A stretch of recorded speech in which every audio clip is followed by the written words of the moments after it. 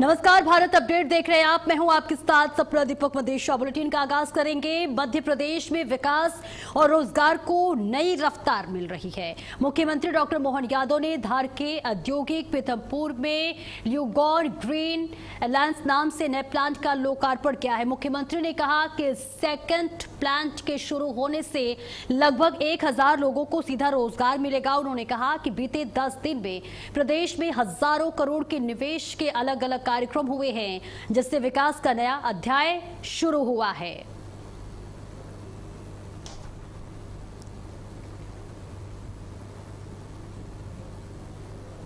तो मुख्यमंत्री मोहन यादव ने लोकार्पण और शिलान्यास किया और इस बीच ये तस्वीर आप तक साझा कर रहे हैं, जहां मध्य प्रदेश में विकास और रोजगार को नई रफ्तार मिल रही है। औद्योगिक पीथमपुर में नए प्लांट का लोकार्पण होगा, जिसका मुख्यमंत्री मोहन यादव ने उद्घाटन किया, लोकार्पण किया, जिसके बाद कहा जा रहा है कि अब लगातार इससे रोजगार के नए अवसर मिलेंगे, नौजवानों को इससे रोजगार मिलेगा। नए प्लांट का लोकार्पण किया गया है। मुख्यमंत्री ने कहा कि इस सेकंड प्लांट के शुरू होने से लगभग 1000 लोगों को सीधा रोजगार मिलेगा। उन्होंने कहा कि बीते 10 दिन में प्रदेश में हजारों करोड़ों के निवेश के अलग अलग कार्यक्रम हुए हैं, जिससे विकास का नया अध्याय शुरू हो चुका है। तो एक नई पहल मुख्यमंत्री मोहन यादव की तरफ से जहां प्लांट का लोकार्पण किया गया और इसमें कार्य करने में 1000 लोगों को रोजगार मिलेगा।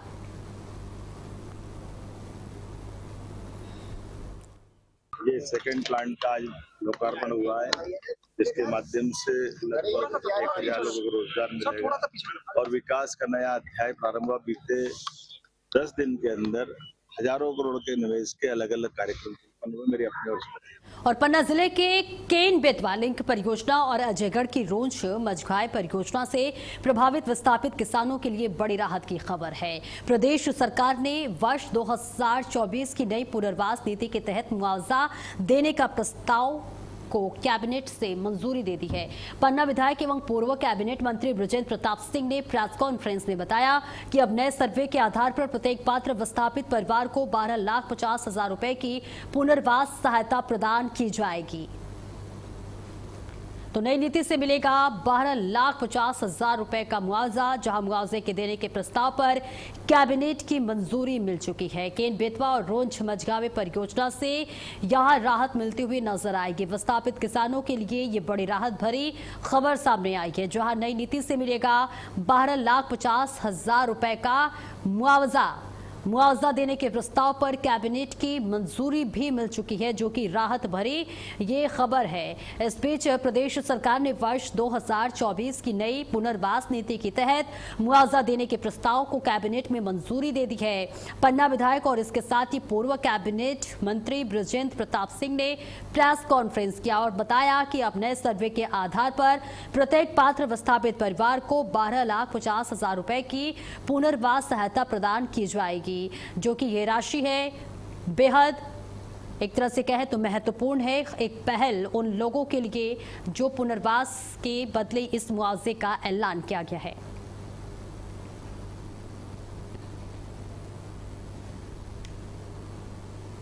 जैसा कि आप सबको विदित है कि आज हमारी कैबिनेट थी।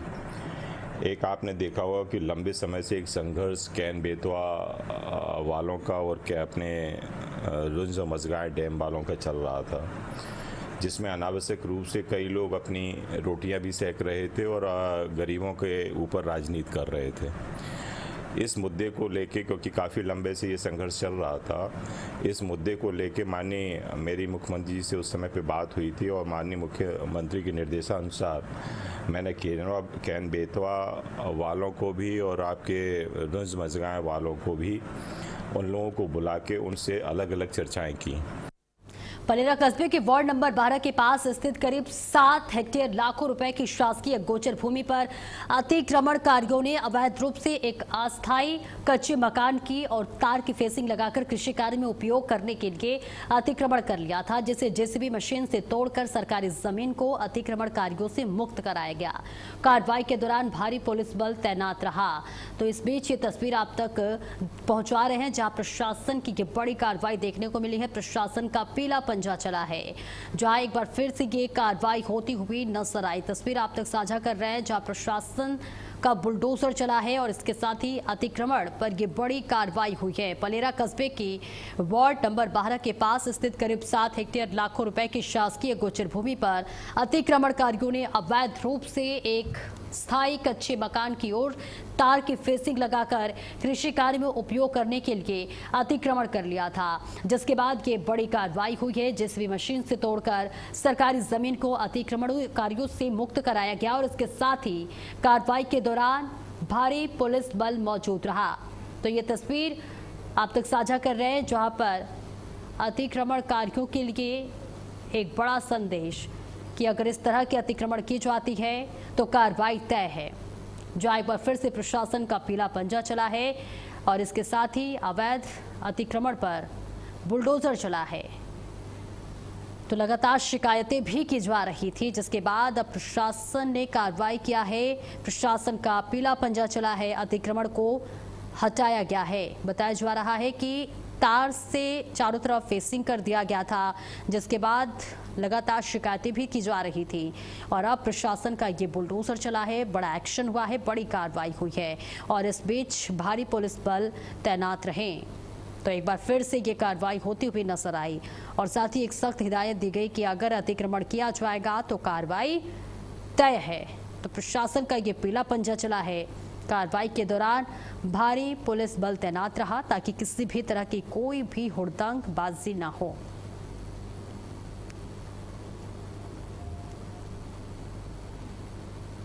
पलेरा हार स्थित भूमि का संबंध 1564/1/1 जो गोचर मद में दर्ज थी, इसके संबंध में पूर्व में अतिक्रमण हटाने का आदेश पारित किया गया था, परंतु अनावेदकों द्वारा अतिक्रमण नहीं हटाया गया था, जिसके पालन में आज अतिक्रमण हटाया गया। पुलिस बल राजस्व के अमले द्वारा अतिक्रमण हटा के कार्रवाई की गई है। इसमें एक अस्थायी कच्चा निर्माण था और बाकी फेंसिंग लगी हुई थी जो कृषि कार्य करते थे, उस फेंसिंग को हटाया गया। पलेरा हार तो देखिए, प्रशासन का बड़ा और कड़ा एक्शन देखने को मिला है, जहां अतिक्रमणकारियों पर बड़ी कार्रवाई हुई है।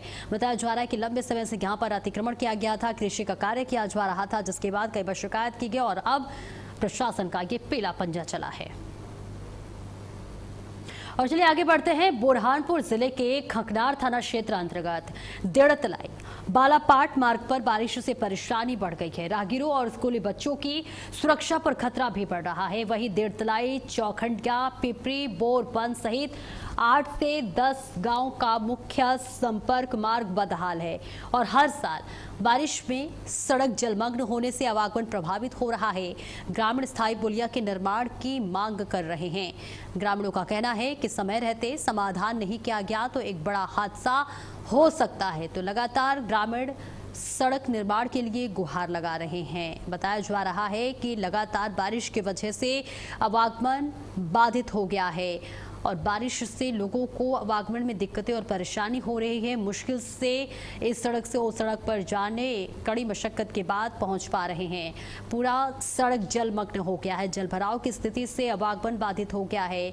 लगातार हो रही बारिश के बाद से ये परेशानी बढ़ती हुई नजर आ रही है और कहा जा रहा है कि कई गांव का मुख्य मार्ग संपर्क टूट गया है, मार्ग बदहाल है। मध्य प्रदेश पुलिस की ओर से संचालित राज्य स्तरीय सेफ क्लिक 2.0 साइबर जागरूकता अभियान के समापन अवसर पर शासकीय आरपी उत्कृष्ट उच्चतर माध्यमिक विद्यालय में साइबर जागरूकता कार्यक्रम आयोजित किया गया। कार्यक्रम में अतिरिक्त पुलिस अधीक्षक वंदना चौहान मुख्य अतिथि के रूप में शामिल हुई।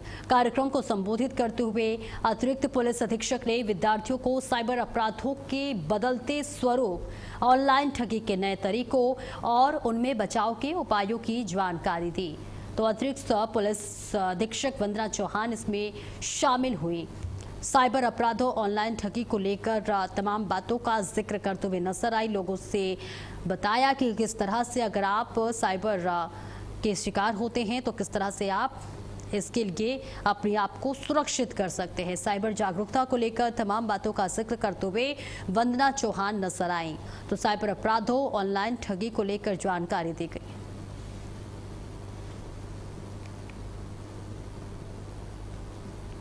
पुलिस के द्वारा जो एक 15 दिवसीय साइबर क्लिक 2.0 अभियान शुरू किया गया था, आज उसका समापन दिवस है। इसी अवसर पर आज हमने एक्सेलेंस विद्यालय में बच्चों से इंटरेक्शन किया गया। साइबर हाइजीन क्या है, क्यों ज़रूरी है और उसके क्या परिणाम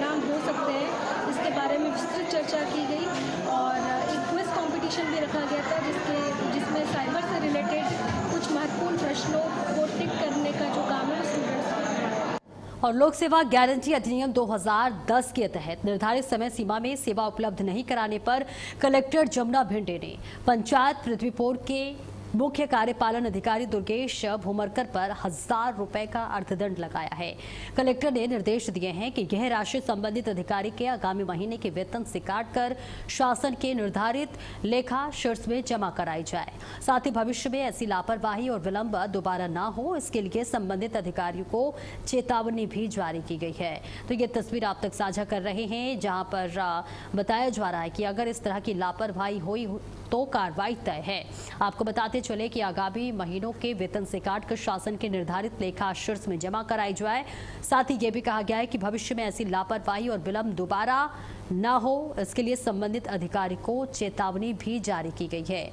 तो मुख्य कार्यपालन अधिकारी पर यहां पर 1000 रुपए का अर्थदंड लगाया गया है। इसके साथ ही संबंधित जितने भी इस मामले में अधिकारी हैं सभी को हिदायत दी गई है, चेतावनी दी गई है कि अगर इस तरह की लापरवाही पाई जाती है तो फिर कार्रवाई तय है। मुख्य कार्यपालन अधिकारी पर ये अर्थदंड लगाया है 1000 रुपए का, जहां संबंधित अधिकारी को भी चेतावनी दी गई है।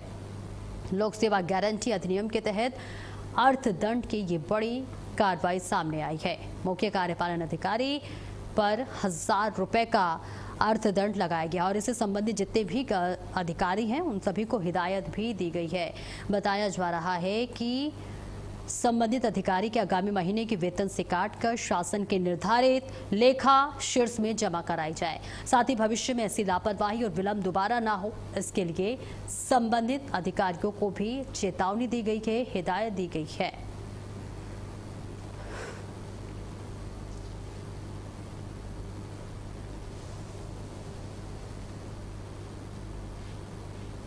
और चलिए आगे बढ़ते हैं, जहां पन्ना जिले के बृहस्पति कुंड जलप्रयाग में डूबे नर्सिंग के छात्र का शव 36 घंटे बाद बरामद कर लिया गया है। बड़ी सफलता बताई जा रही है। एसडीआरएफ की टीम के लगातार चले सर्च ऑपरेशन के बाद गहरे पानी से शव निकालकर पुलिस को सौंप दिया गया है, जिसे पोस्टमार्टम के लिए भेजा गया है।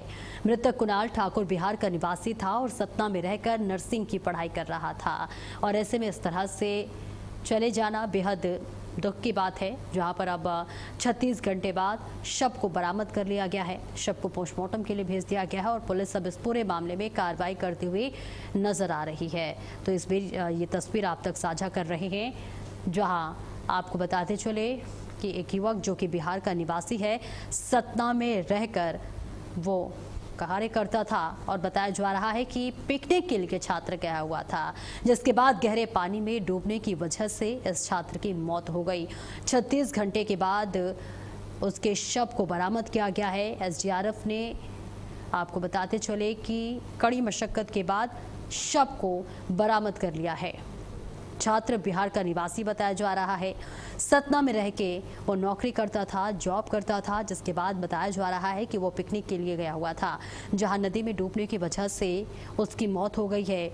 जैसे ही ये पता चले कि एक युवक नदी में डूब गया है, एसडीआरएफ की टीम लगातार रेस्क्यू ऑपरेशन शुरू कर दी, जिसके बाद कड़ी मशक्कत के बाद 36 घंटे के बाद युवक के शव को बरामद किया गया है। शव को पोस्टमार्टम के लिए भेज दिया गया है और आगे की जांच पड़ताल में पुलिस जुट गई है। फिलहाल ये तस्वीर आप तक साझा कर रहे हैं, जहां प्रशासन ने इस घटना के बाद से लोगों से अपील की है कि गहरे पानी में न जाए, क्योंकि आपको अपने आप को सुरक्षित रखना बेहद ज़रूरी है।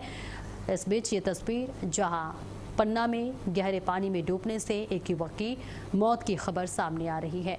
हालांकि 36 घंटे के कड़ी मशक्कत के बाद इस युवक के शव को बरामद कर लिया गया है। परिजन भी मौके पर पहुंचे हुए हैं और उनका रो रो कर बुरा हाल है। बेहद दुखद ये खबर है, जहां एक युवक के नदी में डूबने से मौत हो गई।